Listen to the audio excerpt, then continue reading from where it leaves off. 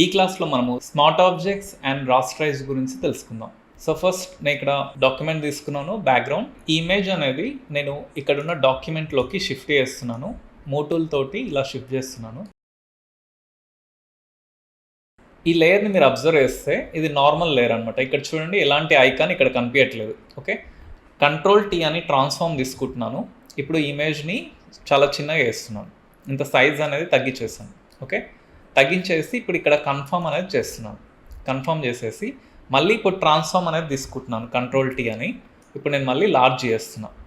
చూడండి ఇప్పుడు అక్కడ ఏం జరిగింది. ఇప్పుడు ఇక్కడ పిక్సెల్స్ అనేవి మనకు కనిపిస్తున్నాయి క్లియర్గా.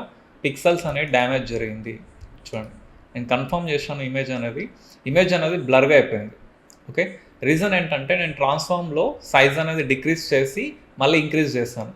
సో ఇలా ఇంక్రీజ్ అండ్ డిక్రీజ్ చేస్తున్నప్పుడు పిక్సెల్స్ అనేవి డ్యామేజ్ అవుతాయి. ఇక్కడ క్లారిటీ అనేది మిస్ అయిపోయి ఇట్లా బ్లర్నెస్ అనేది కనిపిస్తుంది.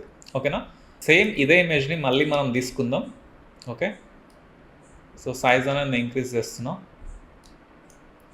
ఇప్పుడు ఈ ఇమేజ్ని మనము ఏం చేద్దామంటే ఇక్కడ లేయర్స్లో రైట్ క్లిక్ చేస్తే మీకు ఇక్కడ కన్వర్ట్ టు స్మార్ట్ ఆబ్జెక్ట్ అని కనిపిస్తుంది. ఈ ఆప్షన్ పైన క్లిక్ చేయండి. ఓకే, సో ఈ ఆప్షన్ పైన క్లిక్ చేయగానే లేయర్ చూడండి, లేయర్కి ఒక చిన్న ఐకాన్ వచ్చింది. ఇక్కడ ఈ స్మార్ట్ ఆబ్జెక్ట్ అనేసి మనకు కనిపిస్తుంది. ఈ ఐకాన్ వచ్చేసి స్మార్ట్ ఆబ్జెక్ట్ ఐకాన్ అనమాట. ఇప్పుడు ఈ లేయర్ అనేది స్మార్ట్ ఆబ్జెక్ట్ అయిపోయింది. దీనివల్ల అడ్వాంటేజ్ ఏంటంటే ఇప్పుడు ఈ ఇమేజ్ని మళ్ళీ Ctrl+T అని ట్రాన్స్ఫార్మ్ తీసుకుందాం. చూడండి, ఒక ప్రొటెక్షన్ సింబల్ అనేది ఇక్కడ కనిపిస్తుంది. చూడండి, ఇట్లా ఒక క్రాస్ మార్క్ వచ్చింది చూడండి. ఇందాక మనకు రాలేదు ఇక్కడ. ఓకే, దీనికి వచ్చింది. ఇప్పుడు సైజ్ అనేది నేను డిక్రీజ్ చేస్తున్నాను.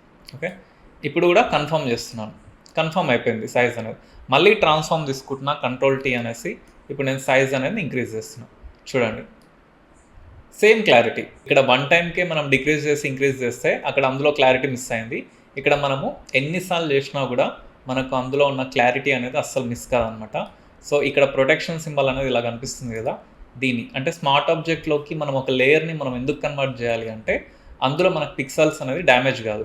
ఓకేనా, ఈ లేయర్ ఏమైపోయింది, స్మార్ట్ ఆబ్జెక్ట్ లేయర్గా కన్వర్ట్ అయిపోయింది. ఫస్ట్ ఈ లేయర్ ఏంటి అంటే ఇది రాస్టరైజ్ లేయర్. ఇలా నార్మల్గా మనకు లేయర్ ఉన్నప్పుడు ఇది రాస్టర్ అంటాం. ఓకే, రాస్టర్ అంటే మీకు డెఫినేషన్ ఐడియా ఉంది కదా. So raster layer. కానీ ఇప్పుడు మనం ఏం చేస్తాం, స్మార్ట్ ఆబ్జెక్ట్గా కన్వర్ట్ చేస్తాం ఆ లేయర్ని.